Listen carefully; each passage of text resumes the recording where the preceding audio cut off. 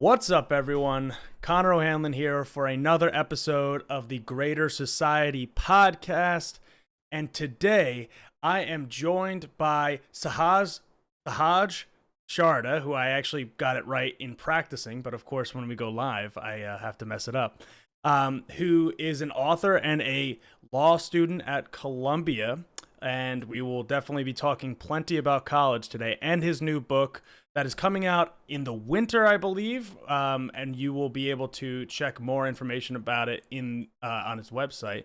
The College Cartel is what it's called, which is definitely a catchy title. So with that being said, and I should say, after the interview, we will be discussing some other scandalous news, I should say, I guess, with some Senate candidates, as many of you probably are aware, with Dr. Oz and with Herschel Walker. I probably don't need to say anything else about that, and that's plenty of a tease for it. But with that, Sahaj, welcome to the program, and let people know whatever else I missed. Feel free to introduce yourself. Sure. Well, first of all, Connor, thanks for having me on the program. I'm super excited to be here. And I wanted to just say, I've watched some of your other stuff, both on YouTube and in the audio format. And I think this is a really great podcast. I think this is an awesome platform. And I hope you continue doing this because I think we need way more young progressive voices that are having these types of important conversations and driving the political dialogue. I think a lot of this has gotten too centralized. We hear like the same old stale narratives from the same people in Washington, sometimes New York and LA. And I think it's so important that we decentralize the media ecosystem. So I'm really excited for this conversation. Thanks so much for having me. Of course, yeah, and I'm pumped. It's rare to have, and we were just talking about it a little bit. It's rare to have somebody like I'm 26, you're 24, kind of the same age range, doing not the same thing, but parallel things in slightly different areas. But you're at Columbia, which is in New York, so it's not too far away from Pennsylvania. But yeah, so tell me, let's just get a little bit of background on you. Sure. Uh, why law school? Why? What is Yeah. driving that decision? Yeah. Okay. So let me backtrack a little bit and just give you like sort of the narrative arc of how I got into both writing my book, how I got interested in the law, and where I want to go from here. So, I'm from Northern Virginia, also a Mid-Atlantic state, also politically somewhat of a swing state like Pennsylvania is, and I grew up in the suburbs of Washington D.C. And I went to a high school called Thomas Jefferson High School for Science and Technology. It's ranked by the US News as the best high school in America, or certainly in the top five. There's an admissions exam to get in. And so it's one of those like very STEM oriented, hyper competitive environments.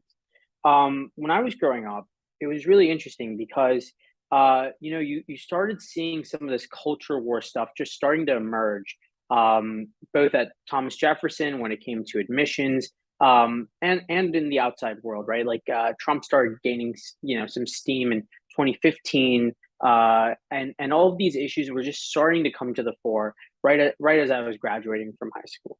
But I think one of the pivotal moments of my high school experience actually came when I was a high school junior, and there was a senior student named Sarah Kim who was um, someone who everyone thought was a very clever person. And all of a sudden, as college admissions decisions started to come around, we heard that she'd gotten into both Harvard and Stanford, and everyone was super excited for her. Somehow, though, as more and more information started coming out about these admissions decisions, there was less and less credibility to some of the things that Sarah Kim was claiming for herself. She was saying that Harvard and Stanford had agreed to this sort of like dual program where she could spend 2 years at both schools, something that they'd never done before. Some people were asking how she was able to get into both of these schools, especially at a school as competitive as mine. There are plenty of people who are applying to these schools, and so there were a lot of questions that started to emerge about Sarah Kim and what exactly happened. On top of that, I walked into school one day, and this is again during my junior year of high school, and there was a South Korean news crew outside of our high school, and they were asking us about the quote unquote genius girl, as she'd been dubbed in the Korean media. And what had happened is, Sarah Kim's admissions progress had actually been reported back in South Korea, where her father was from. And it had become some sort of like international news sensation, to the extent that, South Korean news outlets were coming to Northern Virginia to find out more about what she'd done so correct when it came to college applications. Hmm. And around that time, the whole story started to unravel. It came out that she hadn't gone into either Harvard or Stanford. She pulled a Hail Mary, or someone close to her did, and impersonated a Harvard professor and sent an email to the entire Thomas Jefferson High School class about how she had been admitted, which was a fraudulent email. That came out, things got worse and worse. And this became a huge international media scandal, especially in South Korea, where this was seen as super dishonorable behavior. In the end, her parents had to go on record in the media and apologize for her behavior. And she was sort of like given this black star next to her name for the rest of her life. And that was such a weird, warped, crazy experience. That was always something that had stuck with me. But I always thought, this is something singular. It's Sarah. It's not our system.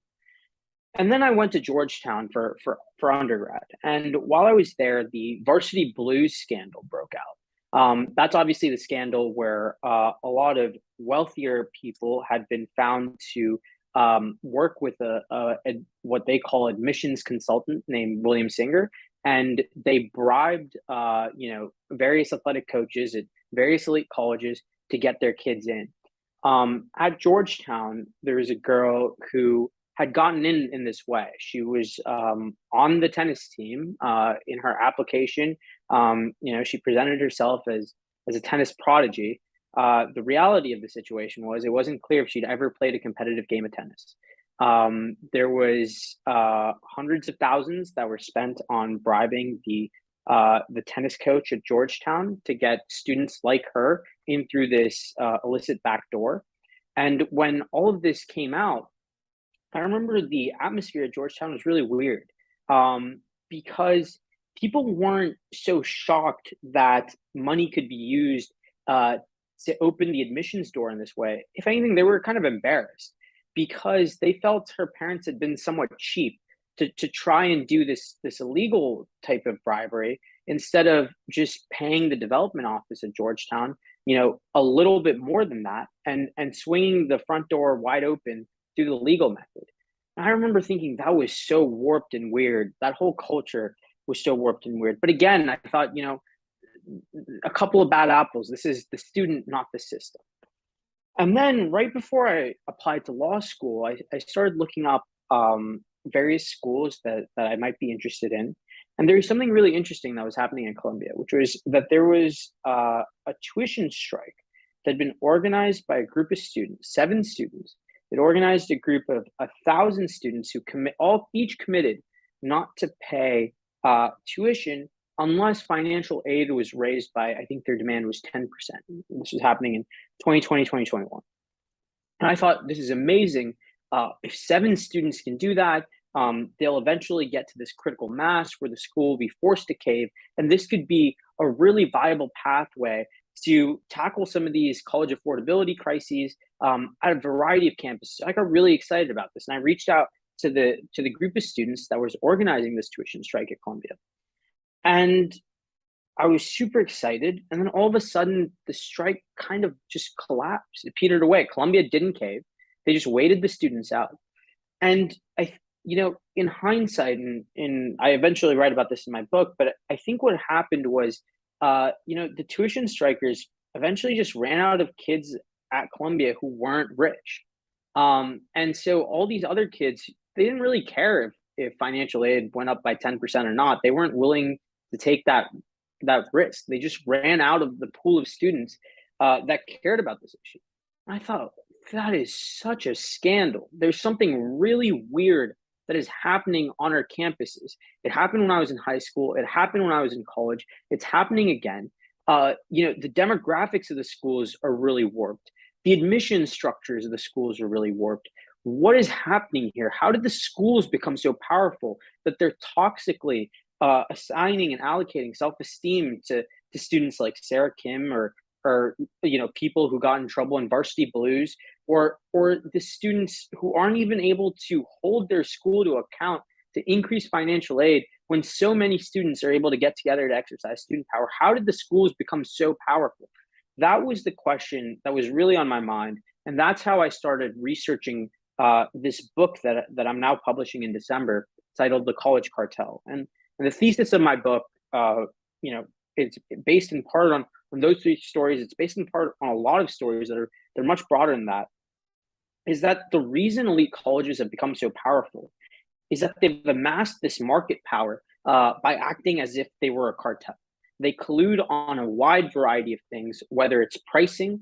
There's a lawsuit working its way through the courts right now that alleges that 17 schools are part of a price fixing cartel. The schools included in that cartel, and this is all conceded by both sides, including the schools themselves, include Yale, Columbia, Cornell, Georgetown, Duke, U Chicago. Some of the most elite colleges in America are fixing prices. I think that's a massive scandal.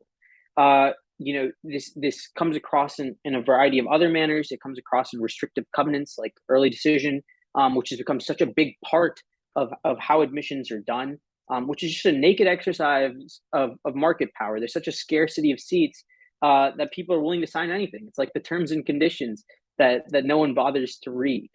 And the third, and I think biggest area where there's been this just crazy cartel behavior is seat scarcity. Over the last 40, 50 years, the elite colleges have seen their acceptance rates just crash until we're at now the low single digits, rapidly approaching zero. Every year, it gets closer and closer to zero. In fact, now some schools don't even publicly release what their acceptance rate is because we've gotten so dangerously close to 1% to 2%. That's a massive scandal. And you have to think to yourself, in what other industry do you not want more customers, right? And the answer is the only industries like that are these sort of supply side cartel industries, something like OPEC that we're seeing recently in the oil market, where the whole nature, the economic logic of the machine is to restrict supply, to have the price spike up because you have such inelastic demand.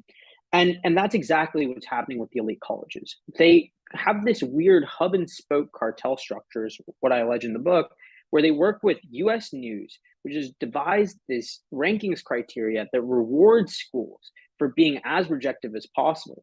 And they've helped US News establish this sort of monopoly market share in college rankings. And through that, basically allocate prestige. And the only schools who are able to get prestige are the ones who conform to the US News ranking. The US News ranking drives the seat scarcity, which makes prestige even more important. And so you have this weird hub and spoke cartel, which is driving and self-reinforcing more and more seat scarcity, which is why even though the schools have gotten wealthier and wealthier and wealthier to the tunes of tens of billions of dollars in endowments, they don't use that money to build or buy new campuses, right? If you were the owner of a ridiculously successful tire company and you had $50 billion in the bank, you would produce more tires. If you were the owner of a widget company, you'd produce more widgets. But somehow, if you're Brown or Georgetown or Harvard, you don't produce more students. You don't produce more graduates. Instead, you just spend more and more money on the same number of graduates because that's what this hub and spoke cartel incentivizes. So it's this really warped structure. It's creating a massive amount of scarcity in seats, and that's leading to all these other anti-competitive effects, from price fixing, early decision contracts, to these admission scandals like Varsity Blues or Sarah Kim, or even the tuition strike that happened at Columbia. And so how do we address that challenge, this monopolization of the elite college market? That's what the book is about. That was very thorough and succinct in a way to boil down the what I imagine took a ton of work to get to that point. Well, I appreciate that. Yeah, I mean it's very, very well said, and I can tell that you're going to be a lawyer. I'm an accountant, so I don't have to be as eloquent unless I'm running for office or whatnot. But so like kind of piggybacking off of all that, you have a concept that I read in in going over. I didn't get to read your book yet, but I did get Mhm. to read some behind the scenes stuff and whatnot. But you had this concept that kind of stood out: elite college decadence, and Mhm. how you outlined elite colleges are private institutions that gorge public taxpayer money. Could you Right. explain how that happens, why Yeah. they do that? You could take it from there. Sure. So, what I just described in the last 10, 15 minutes was this idea of how schools have gotten all this market power, right? Like from the scarcity of seats, from the way prestige is allocated, from the way the schools have conducted themselves, they've amassed all this, monopolized all this market power. What they've done with that, what they've done with the money that they've harvested from that market power, is they've gone and captured the federal government. The elite colleges are, bar none, some of the most successful lobbyers in the entire government system. When the president of Harvard has a problem, he goes to see Senator Schumer, and the door swings wide open. Uh, the elite colleges each spend somewhere close to $500,000 to sometimes upwards of that lobbying. In aggregate, the higher education lobby spends close to $100 million a year lobbying, and what they get for all that money is what I call subsidy cannibalism.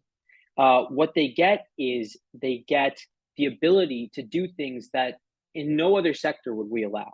I talked about price fixing earlier and how there's this lawsuit making its way through courts. Well, it's funny, the elite colleges were sued in the 1990s for fixing prices. MIT and the 8 Ivy League schools were sued by the DOJ for fixing prices. What they did in response is they went to Congress and said, write us an exemption so that no one could ever sue us again. And Congress wrote them an exemption. The president signed it. They have such a control over Congress that whenever they get in trouble, they get bailed out by the legislative branch. And so, the law is almost no check on these institutions when they have this much control of the government. So, price fixing is one example. Endowment taxes is a really important other example. You know, I mean, these schools are revenue maximizing, right? I think gone are the days where we believe that they were actually charities. I don't think anyone believes that anymore. And yet they get treated to this like crazy tax exempt status, which makes no sense and is one of the reasons why their endowments have grown into the tens of billions of dollars. And they lobby so that they can keep that exemption.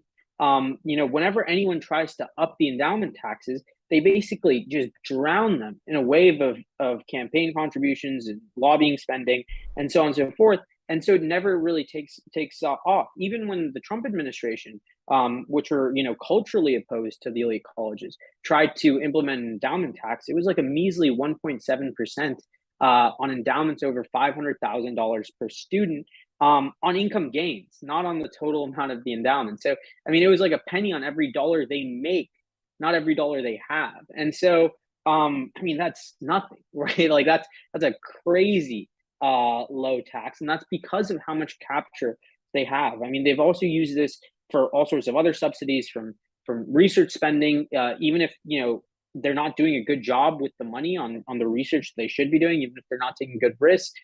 They continue to get these crazy research subsidies. They get subsidies like tuition tax credits for the middle class, which they then cannibalize, right? So, in the case of Pell Grants or tuition tax credits, what happens is the schools lobby Congress to give these incentives to students to want to go to college. And then as soon as these students get an increase in the Pell Grant or an increase in the tuition tax credit, schools raise their prices to capture all of that value. And so, students think like, oh, we're going to get a better deal. College is going to become more affordable. And it never does. And this is the reason why they have so much market power. They can just capture all of these subsidies. And this is sort of like, the reason why we spend more and more as a government trying to make education more affordable. It's not like the federal government doesn't do anything. And yet somehow tuition just gets more and more expensive. And this is at the elite college level, certainly part of the story. They just cannibalize these subsidies. And all of this stuff really stems from the fact that they have so much market power to begin with. They exercise it to get all this political power, which they exercise to entrench their market power. It's this really vicious cycle. And it's a frame on something that happens in a lot of other industries, right? I mean, whether it's the big tobacco, big defense, big tech, I mean, the story is roughly the same. You make a lot of money, capture Congress, make more money. And that's, I think, the cycle we have to break. in the case of those other industries, people have at least identified it. They've talked about it. I think when it comes to the elite colleges, that narrative, that fight hasn't been as public as it should be. I think that's a fair critique. I think that monopolistic practices as a whole in the 21st century haven't been highlighted the same way that they did in the 20th century, in the early 20th Absolutely century. right. That's absolutely right. And I want to loop back to that, but I have a question that I actually should have asked first. Let's go economics 101. When you talk about inelastic demand, now I think some people do know what you're talking about, but Sure. can you break it down to like the bare minimum of like what is inelastic demand?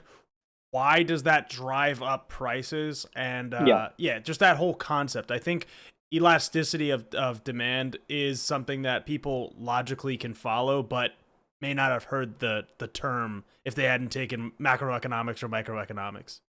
Sure. Yeah. And sorry, I don't mean to use jargon. I think like No, too and it's often people, that's yeah, the show. A lot of people yeah, that are here, they might be plugged in one different area, right? So it's right. jargon's good, but Yeah. Yeah. I like to slow it down sometimes and That's like and that's dive in. 100% right.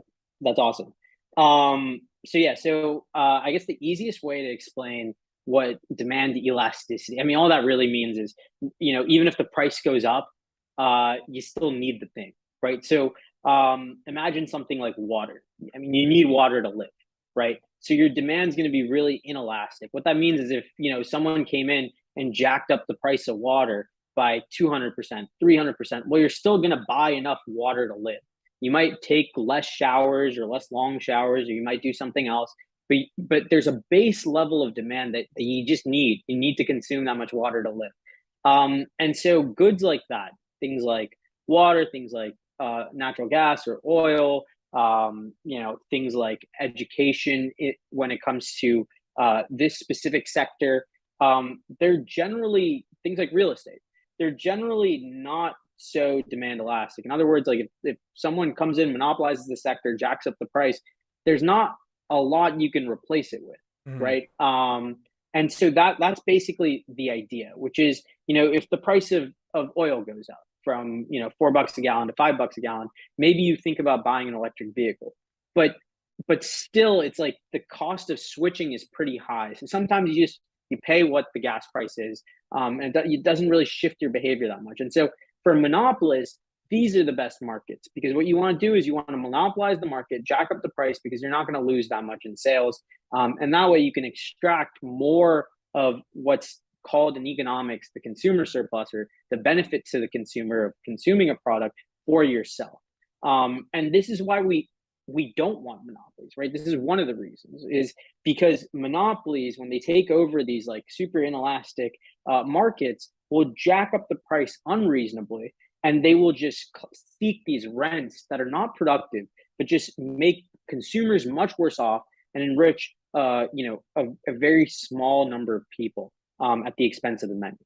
So that's basically what an elastic demand means, and that's sort of what you see when it comes to the elite colleges. I mean, year after year, prices keep going up and up and up. At every level, right? So, you can make an argument that prices are going up only on wealthy people. I think that's true. They are going up on wealthy people. The example I'd give you is like in the early 2000s, Jared Kushner's dad donated like 2.5 million to get his son into Harvard. Today, the going rate at Harvard is something like 10 or 11 million if you want to legally bribe the admissions office. Which shows you how much inflation there is in that sector. But it's not just super rich people that are getting gorged; it's everyone. I mentioned earlier how Pell Grants, get cannibalized oftentimes because the schools basically raise prices or sometimes decrease financial aid to gobble more of that subsidy. Same thing happens for students who get tuition tax credits. Across the board, tuition prices have gone up and up and up. This is direct proof that there's a lot of market power being exercised in a lot of these markets. Yeah, and piggybacking off of your examples too, and taking it a little bit, just to broaden it, and say that I look at inelastic demand too from the basic needs that you laid out, like water. You can extrapolate that a little bit further and say like something like healthcare. So something Right. when you're sick, you need help, you pay anything you need. And you can probably include things that people are addicted to, which is another thing that steps it up. So you see people pay exorbitant amounts for cigarettes or for certain things that fill that void that they need or they think that Right. they need. So like whether that's insulin's another good example in chat. Yes, That's right. pharmaceutical drugs. That's why you can see that the price is driven up through artificial scarcity and supply That's right. and making it exclusive by copyright law, et cetera, for some of that stuff. But That's right. for when we talk about monopolistic forces, and obviously your book is about college and about these, especially these specific elite universities. Like I said earlier, the 21st century hasn't seen a pushback against monopolistic powers. They've not seen the antitrust. I mean, we're starting to see more labor organizing. We're starting to see, unionization rates going up, wages hopefully starting to go up. But the monopolies are still there, whether it be Amazon or whether it be these schools.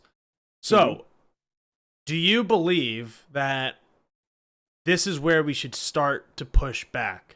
This is the front of the war against monopoly in the 21st century that at least might be the most palatable or might be the most plausible to succeed in. So no, I think we have to declare war on monopoly in general, in the abstract, like Brandeis did, like Wilson did with his New Freedom, like Franklin Roosevelt did when Thurman Arnold came in, and then they cracked down on the monopolies, like John Kennedy did with his Justice Department. I mean, there's a long tradition in America of promoting and opening new frontiers. The Kennedy refrain on that was, we're going to the moon. We're going to open these new markets. We're going to do these new things that no one else in the world is going to do. We're going to compete. We're going to compete vigorously. All of that, doing new things, all of that doesn't happen when you have these old entrenched monopolies that want to keep things exactly the same. And so we have to decide, what kind of country are we going to be? Are we going to be the country of Kennedy, the country that went to the moon and wants to go to Mars and wants to usher in this new era of space advance in energy, whether it be green energy, nuclear energy, all these other things? Or are we going to be the country that wants to stay addicted to these cartels like OPEC, that is, under the thumb of the meat processors, it's under the thumb of these agricultural interests like Monsanto, that is under the thumb of a couple of big banks that can always break down, then we have to bail them out over and over and over again. I mean, this is basically every sector you look at. This is the central theme. And I think the elite colleges is the one I've written about, is the one I've focused on. But I think we need a whole of economics revolution, a whole of politics revolution, a completely different type of politics, a new ambition to take on these monopolies, to break them up in the way a Teddy Roosevelt would have, in the way a Woodrow Wilson would have, a Brandeis would have. I mean, this is the American tradition. I think this today is the great fight for democracy. Are we going to have economic liberty? Because until we get a handle on these issues, it doesn't matter if you can vote if the guy you send to Congress is owned by the corporations anyway. It's almost like we have all of the symbols and none of the substance of democracy. I think these are the challenges that we have to address if we want to restore democracy, which seems to me the great political project of our time. Yeah, and piggybacking off of that again is not only economic liberty, but economic justice and standing up for workers' rights and standing up for the rights of everybody, from the stay-at-home mom to the guy that's laying tracks for the railroads, to the person in the barista, to the person laying in the warehouse doing it. It's all encompassing. And I had a question about, I don't know if you're a gamer at all, if you play any video games. I play FIFA. Okay. I don't know if that counts. So you might not know about this, and that's okay. I'm just gonna float the idea because it's a question that it fits in this area. I had a question regarding if you have any opinions on Activision and Microsoft and Mhm. the monopolistic powers within the gaming industry. And Sure. if you don't, that's okay. But you know, because if you for those who don't know, Microsoft owns Xbox, and Xbox bought Activision, which bought Blizzard, which was like all of these layers of gaming industry being consolidated under one roof. But do you have any opinions on those things and whatnot? Yeah, yeah, for sure. So, I mean, look, I don't know a ton about the gaming industry, but this is a merger that, I've looked at a little bit. Um, I think it's bad. It's bad for a lot of reasons. But I think one of the key ones is you don't want Microsoft to be able to come in and buy out all of these developers, all of this talent, all of this content, and then in the future basically foreclose all of these franchises to Sony, right? Mm-hmm. And so you have to get stuck with getting the Xbox Live Game Pass or the Xbox consoles, and there's no opportunity for you to go to Sony if you want to play Call of Duty or any of these other franchises. I mean, already it's basically a duopoly, right? You have Xbox and PlayStation. Already that's like not great. There's not enough competition. I don't think there has been for a very long time. But the more you allow Microsoft to buy these like really great franchises, the more you increase the risk that down the line they're going to foreclose entry. Even if they don't do it on the backwards looking franchises, certainly going forward, they're going to develop specific things that are sort of Xbox only, and they're going to do all of these things. And the real reason is because they want to keep these barriers, these walled gardens that they can then use to harvest, customers once they force them into the ecosystem. So this is something that I'm very concerned about. And I think like people don't take gaming very seriously. This is a massive market, massive. The amount of money spent in gaming is more than I think. I read somewhere it's like it grosses more than every Hollywood movie combined in a year. This is an important sector of the economy, and we shouldn't be standing by as it sort of gets monopolized in this way. I think the FTC, and I think they are, but I think they should intervene and sort of break this deal up. Yeah, I know that they are looking at it, and it's complicated because, and a quick tangent for me is that I am somebody that really loves these games. Like I play a ton of games. I don't have anything behind me, but over there, like I have, Halo stuff, World of Warcraft stuff. Now they're all under the same company. We had a point in chat that says that Xbox is saying, and basically Microsoft is saying that they'll honor all these contracts between Sony and Blizzard and Activision, but that is just like a short term thing, and it's like Yeah, looking. Can I bring up a point on that? Go for it. Yeah, so if you go back and study like the history of a lot of these like mergers and monopolies, they talk real sweet when it comes time to getting the merger approved. They say, if so, and a good example is the telecom market, right? So you had Sprint and T-Mobile that recently merged, and as they were merging, they told the court all this stuff about, oh, Dish Network's going to come in with the fourth entrant, and so really it's a market of four people, and it's going to continue to be four people, and it's not going to go down to three. And Dish Network's going to have all of these advantages, and we're going to help Dish get set up, and we're going to help them become a really significant competitor. Where's Dish? Where it's been years. Where's Dish at? And every time you read the Wall Street Journal, it's like another story about how Dish can't set up the infrastructure. Don't listen to what they say. Their interest is always going to be to talk sweet when it comes time to merging. And then when the time comes, when the government has lost any leverage, then they just turn around and and they do what they want to do, what's in their interest to do. I would not take Microsoft's word for it. And I certainly wish that we hadn't taken, T-Mobile and Sprint's word for it when it came to Dish. Yeah, absolutely. And one thing that I forgot to mention too, you talked about the billions of dollars that these companies making more than Hollywood movies.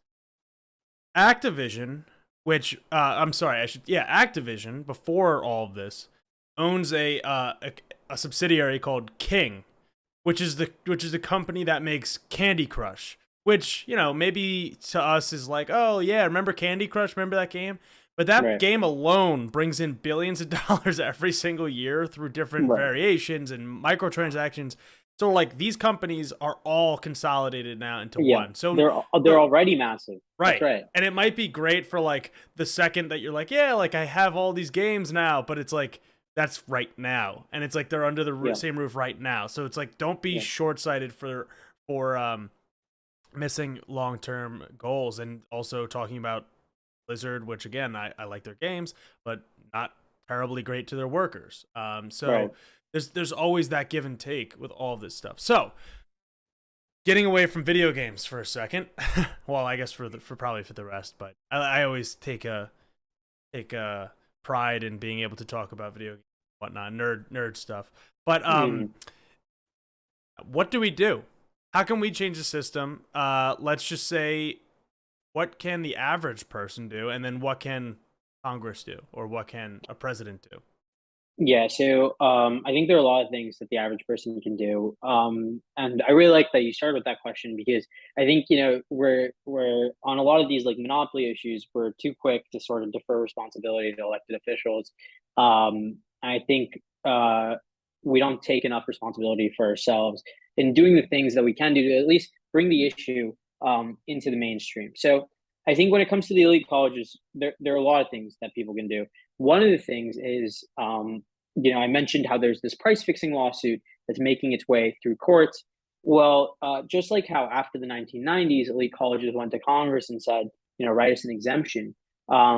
They've done basically something similar this time around, which is, their antitrust exemption just lapsed in September, and from what I've heard, they're trying to resurrect an antitrust exemption on Capitol Hill. I've started a petition. You can find it on breakthecartel.com about this exact exemption. It's called Section 568 of the Improving America's Schools Act. It should not be resurrected. It should not be reinstated.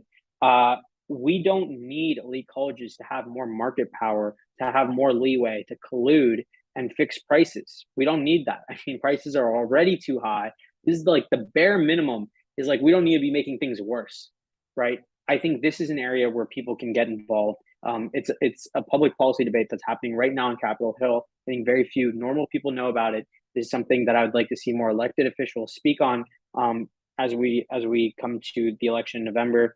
If that's something that anyone who's listening to this now or anyone else is interested in, you can find more information about that at breakthecartel.com. I think that's a very common sense thing that everyone should be looking at. In terms of how we fix this broader monopoly, I have a couple of solutions. First, I think we need to nationalize the ranking system. President Obama tried to start a national rankings system. It got killed by lobbying, and sort of the Department of Education bent the knee to all the pressure that came in from the elite colleges. Didn't do anything on it. I think we need to take a very, very strong stance this time and not budge. We need to nationalize the rankings. What we have right now is basically a cartel that's orchestrated by U.S. News. It should not be U.S. News that is setting, quantities and creating scarcity in our system. It should be the government that is doing things in the public interest and is directly accountable to the public. And so I think a very straightforward solution would be the U.S. News should just get bought out by the federal government, by the Department of Education. They should take a very specific look at the criteria, all the things that incentivize scarcity. So less seats, more spending. We should invert those exactly, right? So things like like selectivity measures, things like endowment per student, anything with student on the denominator that needs to get inverted, because obviously the number one way to jack up those metrics is to just let in less students, teach less students. So all of that stuff, I think, very straightforward. The government could buy it for like hundreds of millions of dollars and could immediately, by changing some of that criteria, generate billions and billions and billions of dollars of surplus for the American public. It's a no-brainer investment. I think we should do that. I also think harkening back to what you were saying about this earlier era of trust busting, I think we need to break up some of these endowments. They've gotten too big. It's created this weird distorted market, a weird distorted field where basically now no one can come in and compete with the established elite colleges it's just become too expensive for them to be able to do so. You know, in an earlier era during the Gilded Age, if you're super rich, the thing to do was to start a university. That's how we got Stanford and U Chicago, which was formed by Rockefeller. So we got Vanderbilt. You know, how we got all these subsidiary schools that joined the elite colleges, that weren't, you know, the original Harvard or Yale or anything like that. But they, I think, added a lot of good competition, a lot of opportunity in that market, and have been, you know, sort of this model. But ever since like basically the year 1900, we've seen no one new come in and really enter that elite echelon. And the reason is because like the barriers to entry have gotten so high. One of the barriers to entry is these massive endowments. No one can compete with a school with $50 billion just sitting in a piggy bank. I think we need to break up those endowments, and what we ought to be thinking to do is, you know, take chunks of like $10 billion and give it to existing public colleges, not Berkeley or UVA, but other schools in other parts of the country, to create new elite colleges that can meaningfully compete with the Ivy League, with Stanford, with U Chicago, with Duke. We should do these in, you know, all over the country, and by doing that, we can actually reinvigorate sort of price competition in this market, because all of a sudden now you have really well resourced people on a level playing field, who are going to be going after students, in a much more meritorious way. They're going to be trying to offer students the best deals. It's going to completely reshape, you know, what happens in elite education today. I think number three, what we need to be looking at is publicizing pricing. You know, the weird thing about elite colleges is they're what I call a confusopoly. They confuse people with all these forms and what the actual price is, because you get the sticker price, and then there's financial aid, and then there's, you know, the price fluctuates over time, and no one really knows there are all these fees, and then there's like mandates that you have to get university housing, and so like what are you actually paying? No one knows. I think what we should be looking to do at all the elite colleges in particular, but colleges across the board, is you should have publicized pricing, which is like sort of like the income tax. You know, in these graduated brackets, if your family makes between this and this is how much you're going to pay. If they make between this and this is exactly net. This is how much you're going to make. None of this dance about, oh, let me submit all this information to you so you can like gorge me on financial aid. That makes no sense, right? The other benefit of publicizing pricing in this way and making it this more transparent is that now when they try to like cannibalize, you know, Pell Grants or tuition tax credits by increasing prices in specific brackets, it's going to be super obvious. And so that's going to be a check on some of the power of elite colleges to do these types of things, that they've been getting away with for so long, because pricing is so opaque. No one actually knows what's being paid. And lastly, I think there ought to be endowment taxes on scarcity. So if you're not increasing the number of students that you're teaching year after year after year, I think there should be super punitive taxes, that really change the calculus, from scarcity to one of growth. I think that's what we need to be doing. There are more than enough very qualified, very talented students who are very desperate to go to elite colleges to fill these schools. There's plenty of cost efficiencies that these schools can find. There's so much that could be done. There's so much potential here. And it's just been stagnant because of this monopoly issue. I think if we break this monopoly, it will be some of the most productive years in elite higher education generally, that have ever been had. It's sort of like splitting the atom. It releases so much creative energy. And that's what I think we need to be thinking about. That's the direction I want to see this country going.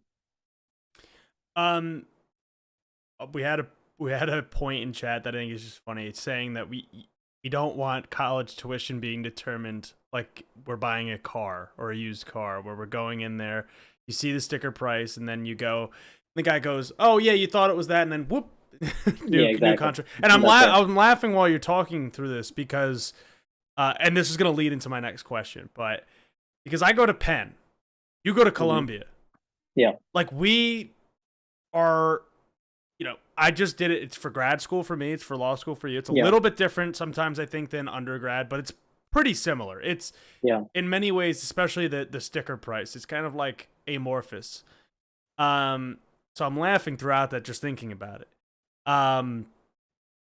But and there's not a. I guess there's not a great way of asking this, but I think it's a disingenuous question when people ask, because people would ask me the same thing for even just for having you, I think, on to discuss this. But if there's all these flaws with these schools, why do you go to them? What is the value to them? And I just think it's important to have your viewpoint on this, just Yeah, because it's not just like we're just crapping on colleges, we're not just yeah, crapping yeah, on yeah. higher end universities. But go ahead.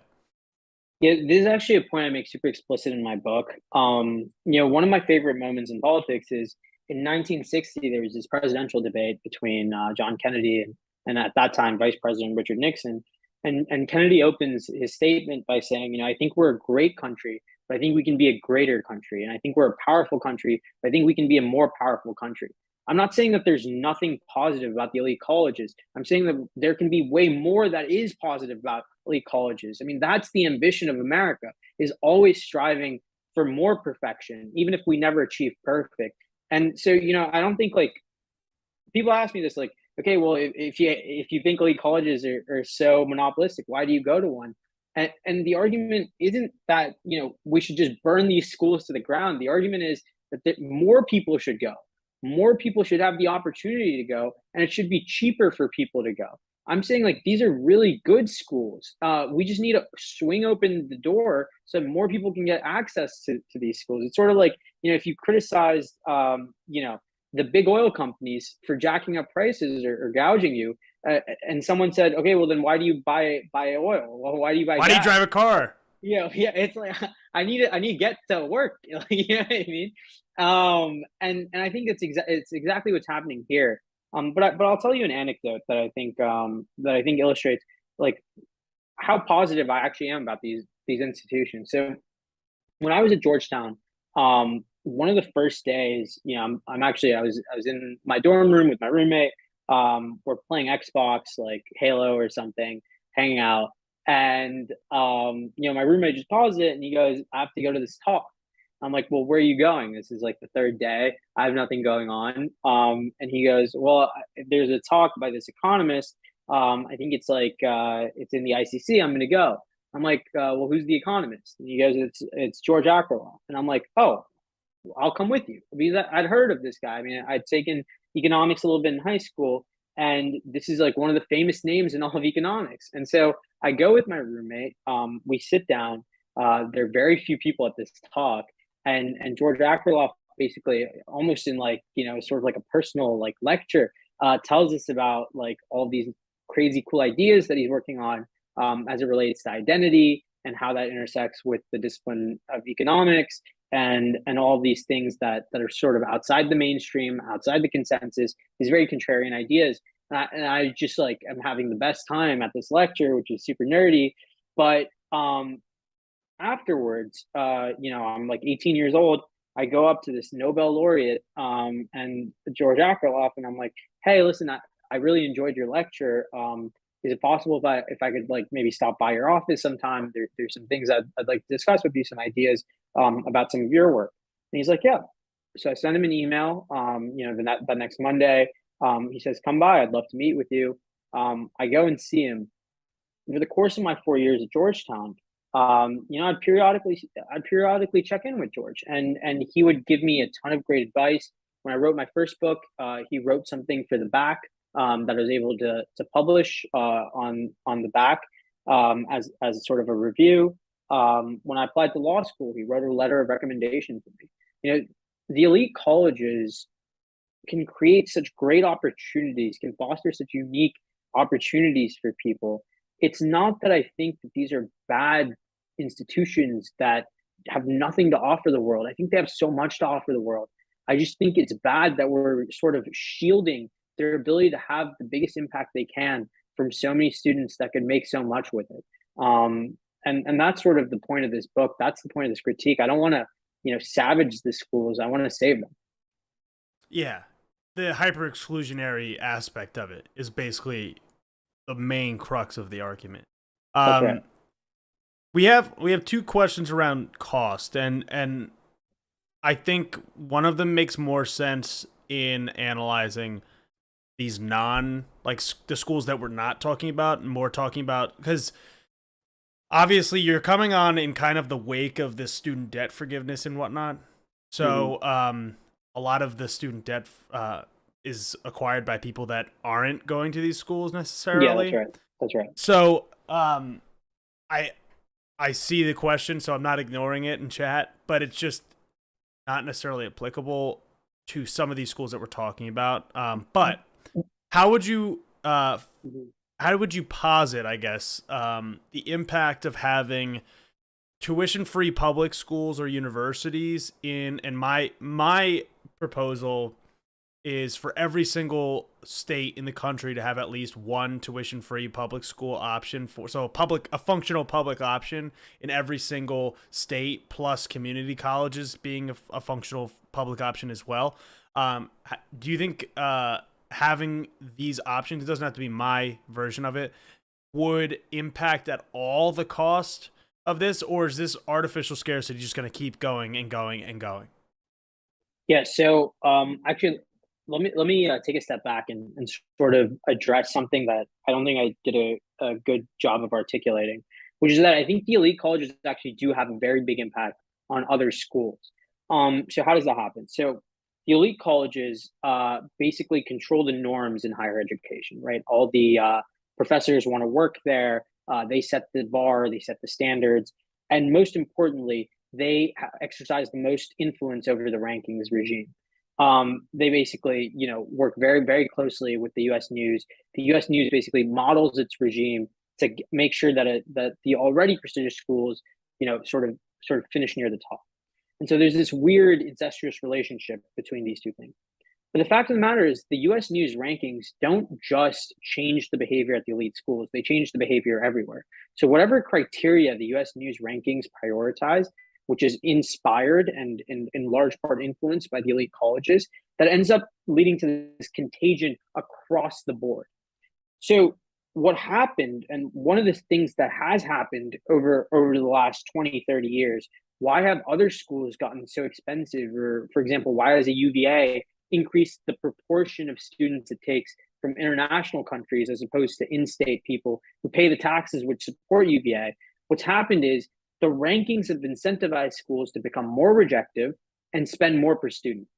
And it's sort of interacted weirdly with these state level regulations, which cap the amount you can charge for in state students. So, what a lot of public schools have done is they've gone to international areas to recruit Chinese students or Indian students or students from other countries, Europe, to come and take these slots at our most prestigious and even less prestigious public colleges and universities. I had a friend who went to the University of Illinois, very, very strong computer science program at that school.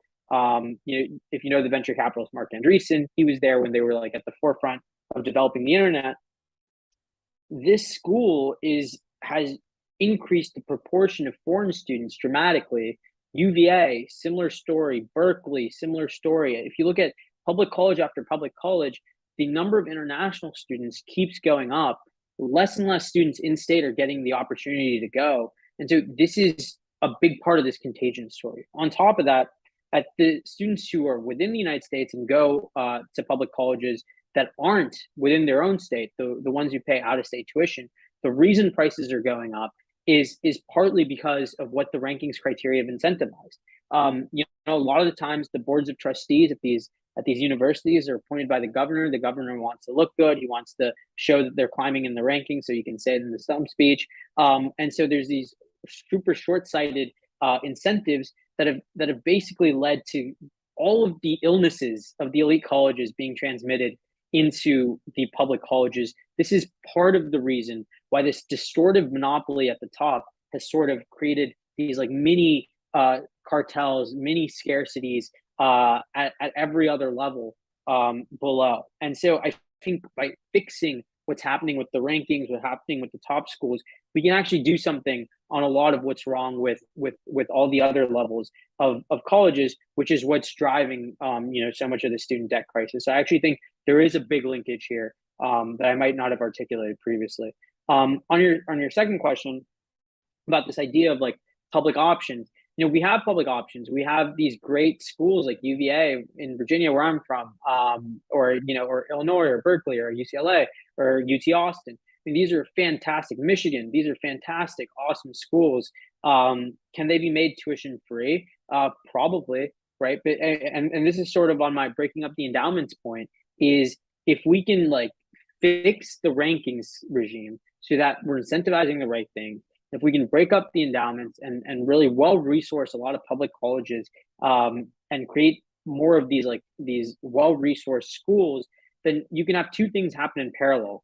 The cost to graduate a student can come down at the same time as resources increase. And I think that's sort of the silver bullet for a lot of what's happening in the college sector, which is we need to figure out a way to bring down the cost per student, which should have been happening over the last 30 years. And this is the last point I'll make. If you think about like what's changed most in our economy over the last 30 years, this idea of the information revolution, the internet, things like this, right? Like Zoom, anyone has access to all this information. And yet, if you go to any college, including the most elite schools, and you walk in, you sit down in a classroom, it's hard to tell you're not in like the 18th century, 19th century, 20th century. It's the same method of teaching. It's these lectures, it's these exams. Maybe there's some design things that have changed in the sense of what these seats look like. Maybe there's less wood, more cushion, but essentially it's the exact same model. And there's been so little innovation, again, because it's been so monopolized, and there's been such a weird market structure in a lot of these areas. And so I think by reversing a lot of these things, there's going to be a lot of cost efficiencies that we can find. If there was actual competition, people would be looking for that stuff. They'd be trying to innovate. This is what happens in so many other sectors. I think that's what needs to happen in college. I think it will change the complete dynamic of, can we afford tuition-free public college? I think we can if we fix what we mean by college, by what we're trying to offer. Oh, we can, not to put words I'm not putting words in Yeah. your mouth, but we definitely can afford it. It's a political will, and it's a choice, and then doing it in tandem to do what you're saying. And that's why I think it's an interesting dynamic, and why I wanted to talk with you about this stuff is because it's not just the same old. Okay, not that what I have to say is the same old necessarily, but talking about, I went to Penn State, and we had someone in chats give a shout out to the University of Texas. These like publics, and Penn State's a pseudo public school. It's not really a public school, but these like things exist. But like Penn State's like $50,000 a year. Like not even Right. like that's like, not even close on the affordability scale. And Right. yeah, it takes a political will. It takes someone to take that bold action and take that step and take that jump. But that was an easy hour. I do want to let you run, but before you go, where can people find you, whether it be on your website or social media, and tell anybody watching / listening where they can find you and your new book come December, I December. think. Yeah. That's right. Yeah. So my book is going to be called the College Cartel. It's coming out in December. You can find me. I don't have a big following yet, but you can find me on Twitter at Sahaj Sharda, and I'll send you that, and maybe you can put it up in the description. But I think the most important thing you could do is go to breakthecartel.com and sign this petition to demonstrate that you're against price fixing in the elite college context, and you want Congress not to resume this exemption, this from antitrust laws that elite colleges have sort of relied on to gorge students.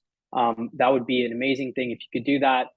It's something that people in Congress do pay attention to, which is, do any of these issues even get any traction? The more traction they get, the more scared they get, especially as we get close to an election.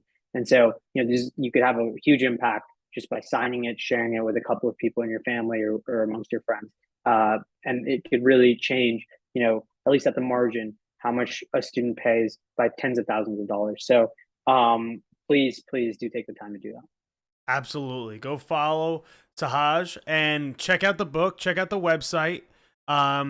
when the book comes out, and maybe my book will be somewhere near completion there, we can do an exchange, and I'll do a review of the book on the channel and whatnot. So That'd be thank you. awesome. Thank you for doing the work. I think it's clear that you are very well researched on the topic and the top, not of just universities, but on antitrust, which I know that's kind of your focus at law school, is it not?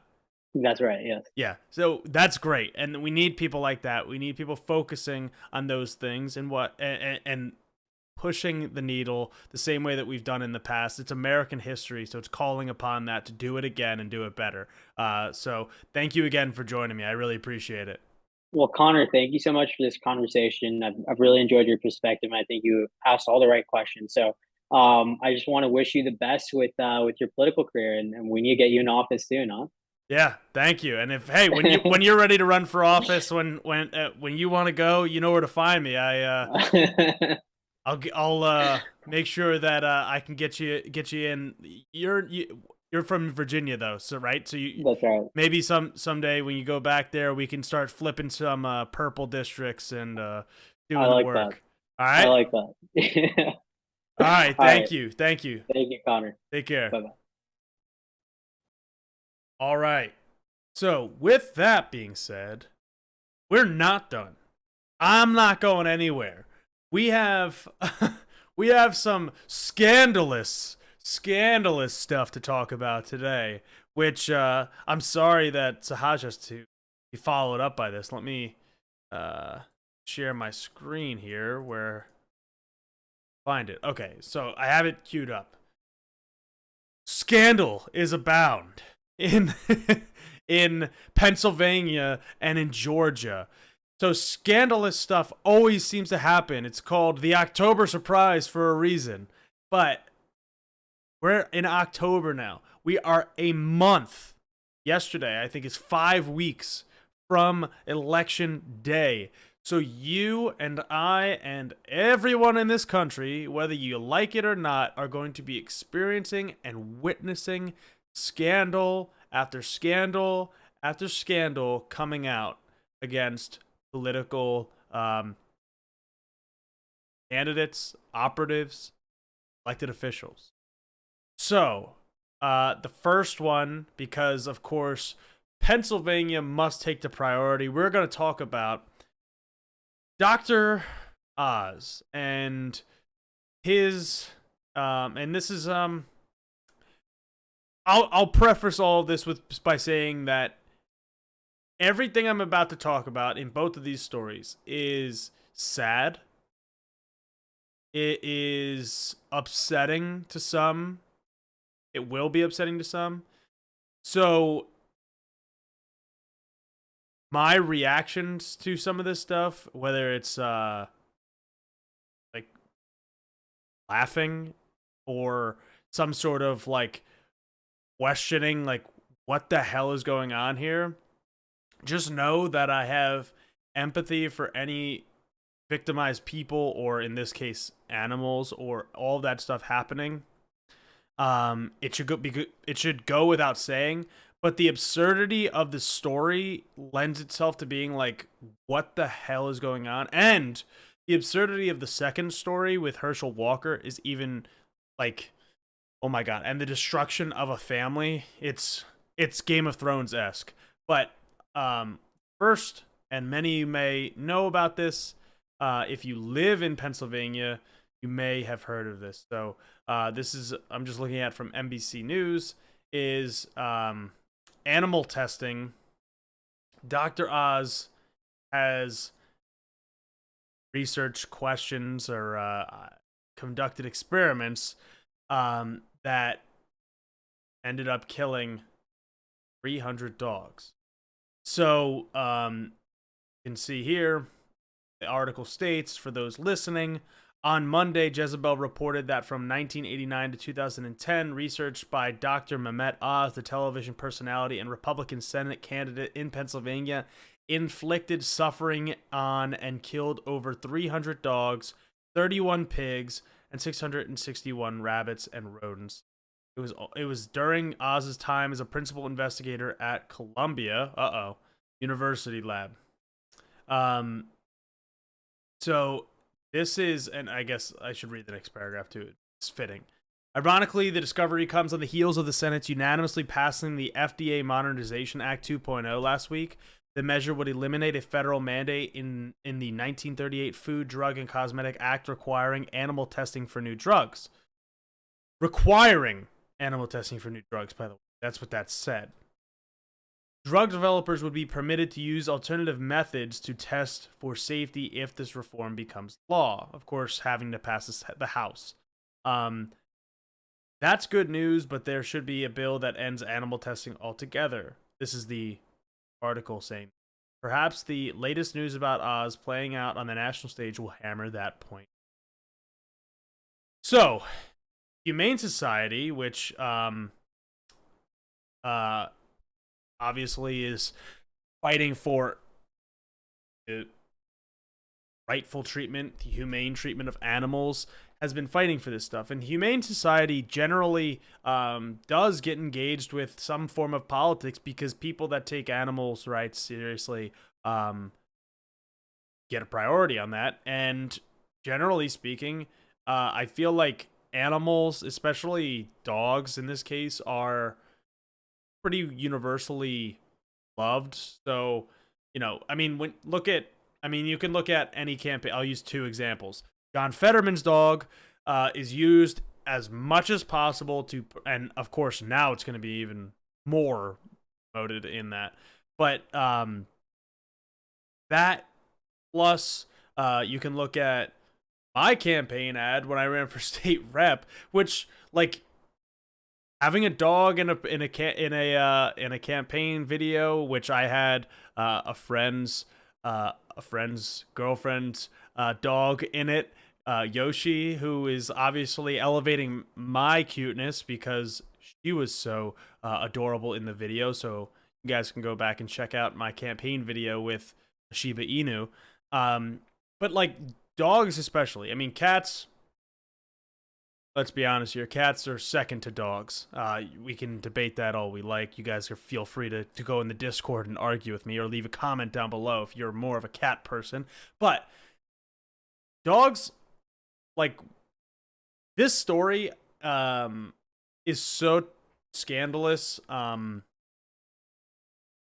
because this is why I think this is why I preface this whole thing with this, is that dogs getting killed is more politically undermining than humans getting hurt or even humans getting injured or killed or whatnot from some of these things, which I know sounds crazy, but, and I'm not saying it's right, it's morally they're not comparable, but in the eye of people in the public, that's John Wick. I mean, the whole movie is set on John Wick's dog gets killed, which, spoiler alert, happens right in the beginning, and then he goes on a freaking rampage, but he's justified basically because the dog.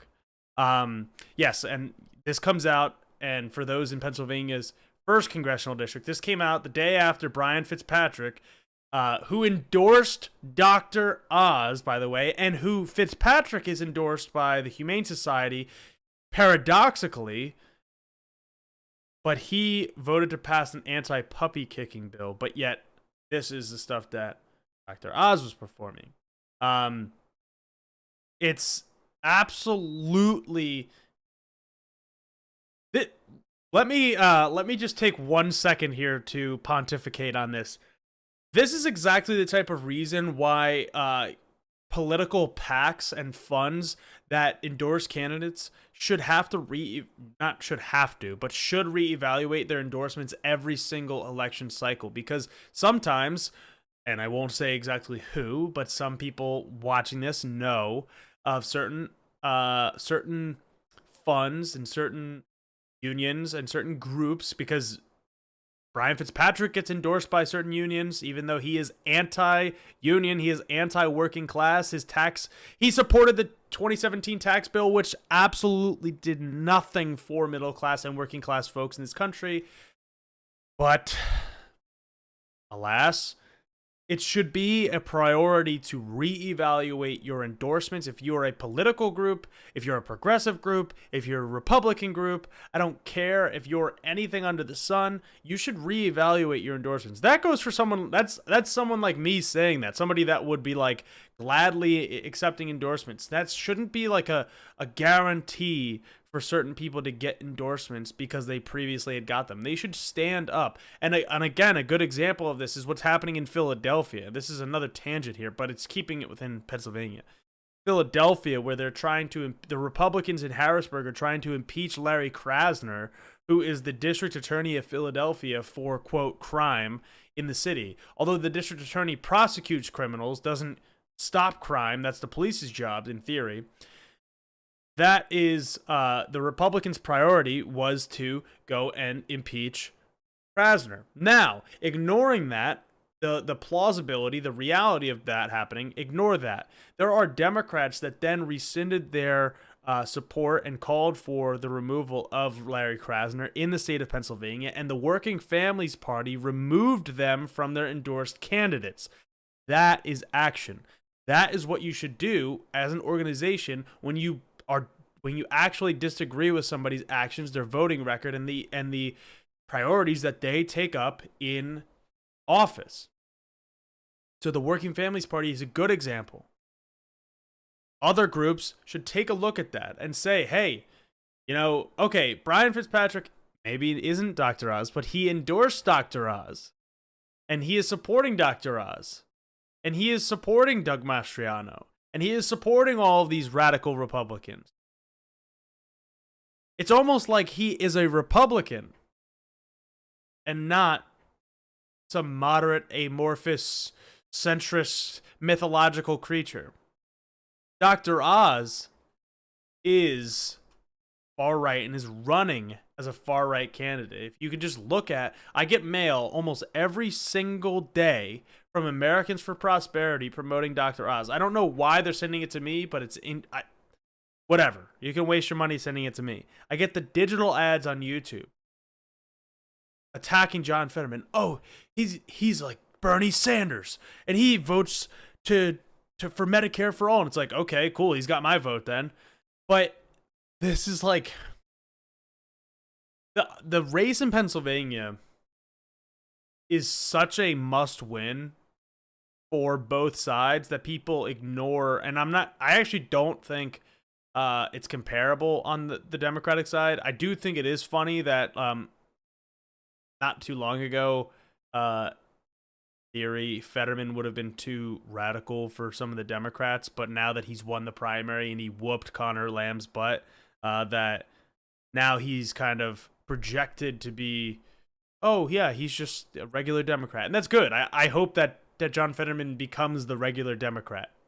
Right? That's the point of the Greater Society podcast. It's the point of talking about New Deal Democrats, is bringing us back to some level of pro-working class. And that's not to say that the Republicans are pro-working class, because God, they are not. But that the overlooking of some of these major flaws in the Republican side is it's pretty frightening, I should say. I mean, like, with Mastriano especially, it's really, really bad. But Dr. Oz is... I got nothing else nice to say about the guy.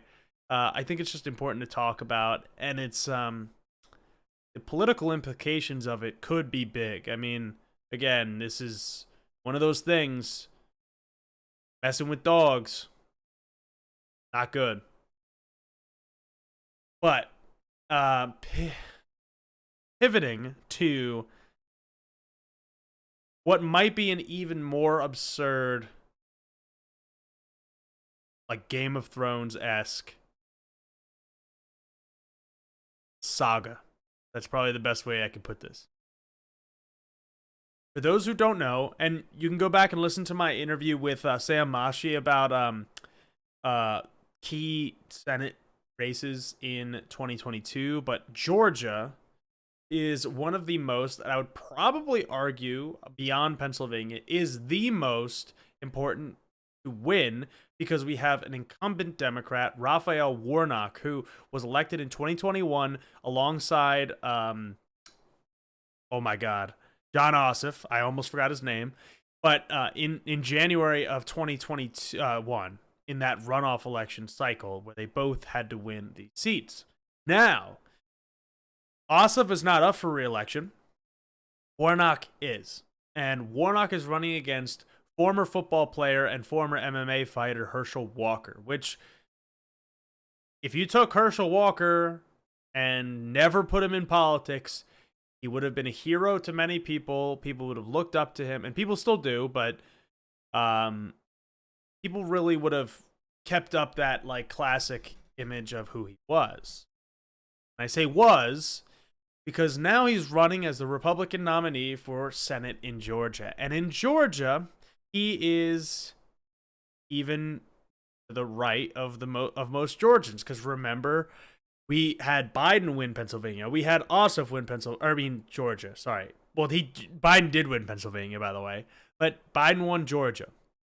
Ossoff won Georgia. Warnock won Georgia.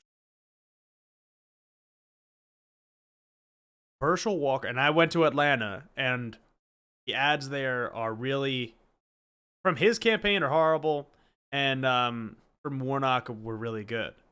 Now I hope that those continue and through election day, but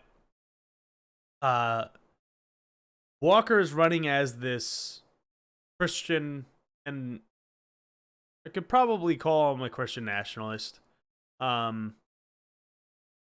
But he is running as fundamentalist Christian with fundamentalist family values and saying all the classic, Reaganite social conservatism stuff mixed in with MAGA flavoring. But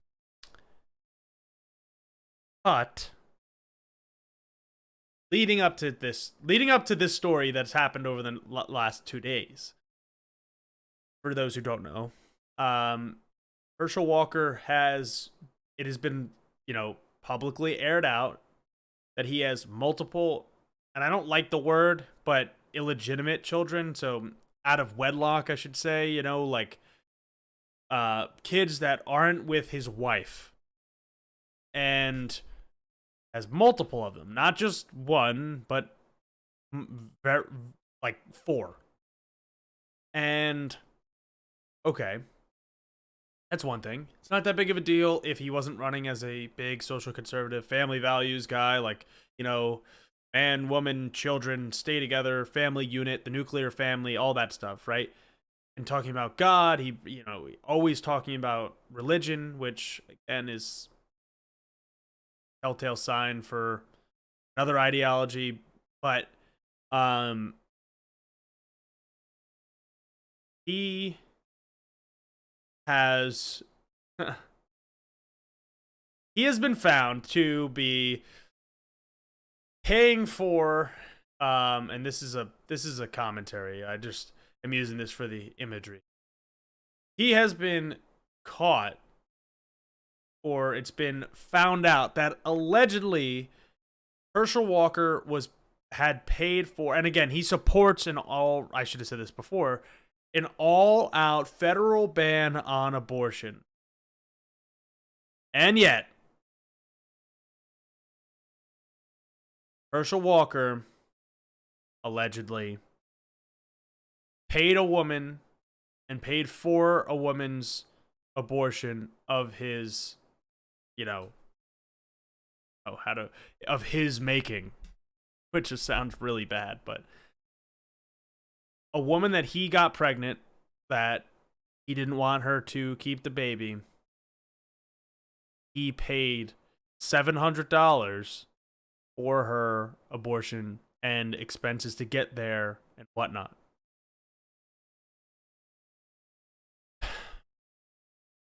This doesn't surprise me. Like, it's not in the least bit surprising at this point. The projection of some of these folks is absolutely astonishing. Yeah, he is chat, he's your classic man who's for forced birth. Because when it's his choice, it's okay, but when it's a woman's choice, it is not okay in his viewpoint. And these folks want to control women's bodies. They want to control women's reproductive health. They want to control women. And Herschel Walker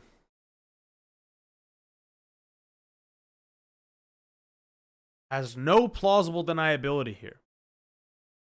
He reimbursed a woman who has receipts, literally has receipts from the procedure, and the $700 and a card in Herschel Walker's handwriting saying, "Get well soon." That is not at all what you would call any form of plausible deniability. Well, let me take us back here, because I think I need to set the stage one more time. One more time for us tonight. While all this is going on, and we have these major races, Herschel Walker has a son, the one son that he, had, I believe, with his actual wife. And his name is Christian Walker. And Christian Walker, ironically enough, is a gay man, but he still supports the MAGA Republican line. He is a darling of the MAGA Republican movement and the Fox News and the Newsmax and the OAN crowd. It's like finding the new Candace Owens. And Christian Walker goes on Tucker Carlson, goes on Sean Hannity, goes on these shows to promote the most vile political opinions and ideological opinions that he can spit out. However, again, like I prefaced all this with, I can almost sympathize and empathize and feel bad for the situation he finds himself in, because he is finding all of this stuff. He isn't, not all of this stuff. He is finding some of this stuff out the same time and same way that we are, probably slightly before because he's on the inside, but and we're going to take a look at his reaction, what's been going on here. So here, I'll read his tweet for those who are listening. I've stayed silent for nearly 2 years as my whole life has been lied about publicly. I did one campaign event, then said I didn't want involvement, which again, that's not true. Maybe he did one public campaign event, but he's been on Fox News. He's been all over the place. Don't you dare test, this is him again. Don't you dare test my authenticity. Here's the full story. Now, sorry if this is blasting out, but let's see how loud it is. Against my mom were downplayed. I stayed silent when it came out that my father, Herschel Walker, had all these random kids across the country, none of whom he raised. And you know my favorite issue to talk about is father absence. Surprise, because it affected me. That's why I talk about it all the time, because it affected me. Family values, people. He has 4 kids, 4 different women, wasn't in the house raising one of them. He was out having sex with other women. Do you care about family values? I was silent, lie after lie after lie. The abortion card drops yesterday. It's literally his handwriting in the card. They say they have receipts, whatever. He gets on Twitter. He lies about it. Okay, I'm done. Done. Everything has been a lie. And so for the right to say I'm being suspicious for saying, hey, I'm done with the lies, when you all have been calling me saying, is this true about your dad? Gosh, we're not going to win Georgia, this candidate, all that's been you. You have no idea what I've been through in my life. You have no idea what me and my mom have survived. We could have ended this on day 1. We haven't. I haven't told any stories. I'm just saying, don't lie. Don't lie on my mom. Don't lie on me. Don't lie on the lives you've destroyed and act like you're some moral family man. Y'all should care about that, conservatives. And then for people on the left to act as though I'm responsible for all of the things that he has done. I've talked about Father Epps. I've talked all these issues because they've been close to me, because they matter to me, because I went through it. That's why I'll pause it here and just to say that I'm sure there are people online that have said that stuff, but also like that is not what the left's response. That's not what the left's response to this is. It's saying like, how can you go out and preach all this stuff knowing that you live this certain lifestyle and he is promoting something that hurt you so deeply, and he is promoting a campaign and an ideology that doesn't accept you and the movement that does not accept you except for tokenism. And that's not my opinion, that's just the truth. Like, you would be welcome, he would be welcome, I say Christian, would be welcome among everybody else if he wasn't supporting this bigoted viewpoint. And this is why it's like, oh, okay, you know, we get these folks that come out like Dave Rubin that are just used for putting out narrative after narrative after narrative that is just saying like, okay, well, Bill O'Reilly couldn't say this, or Sean Hannity couldn't say this, or Tucker Carlson couldn't say this, so let's have this person say it because they can. And like, I don't want to boil somebody's life down to that, but like, God damn it, like, you know what they're doing. You've known what they're doing. You've known what they're doing. So he's complaining about the left, saying like, oh, like, why are you, he's talking about fatherlessness and whatnot, but no, like, we don't have a problem with you talking about that. We have a problem about the conclusions you draw and the policies you suggest. I've talked about it. So when you say, well, talk about your dad, but I'm saying this behavior is atrocious. Don't come for me. You don't have to like my policy. You don't have to like me. You don't have to. I'm just saying I'm done with the lies. We were told at the beginning of this, he was going to get ahead of his past, hold himself accountable, all of these different things, and that would have been fine. Go ahead. He didn't do any of that. Everything's been a lie. Everything's been downplayed. Everything's been cutting corners. The whole thing. And whose expense is that at? Me, my mom, as we're chased down by the media, we're terrorized, all these different things. People are questioning my authenticity. I'm done. Don't lie. Don't put this on me. This is a candidate issue, not a me issue. I wouldn't have spoken out if there weren't all these lies every day. So that's his tweet. He's got a bunch of other videos, but you know, he's talking about how he's responded to all this, but you can just see, I mean, his account right there. I mean, kind of tells it all.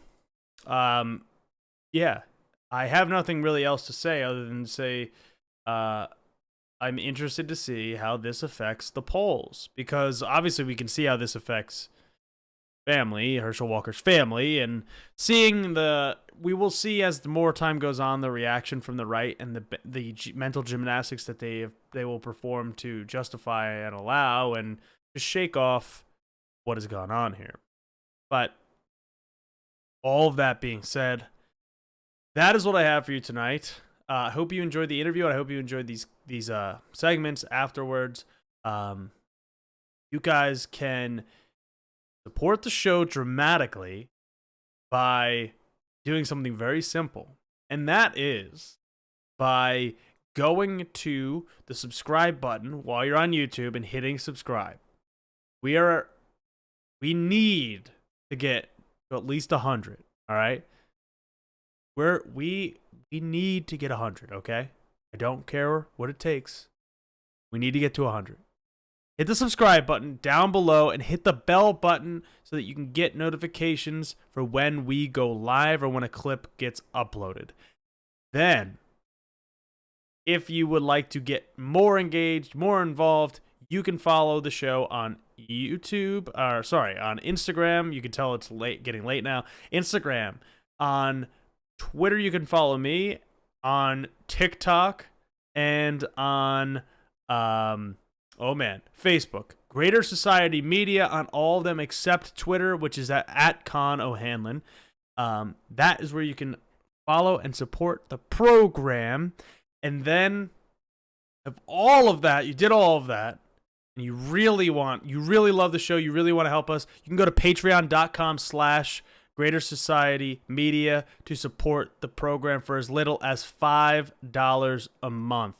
That would go a long way. And the show is also available in audio version on Apple and on Spotify. If you are driving and you don't want to see my mug, you want to just listen, you can do that there as well. I want to thank once again my guest for tonight, Sahaj, and I enjoyed that interview. I hope you did too. So if you have guest suggestions or any other suggestions, you can email us at greatersocietymedia@gmail.com, and you can join the Discord for the Greater Society Media as well to have meaningful discussion and just chatting with people and knowing what's going on. So with all of that being said, thank you very much for hanging out. I will see you next week. Stay safe. Peace.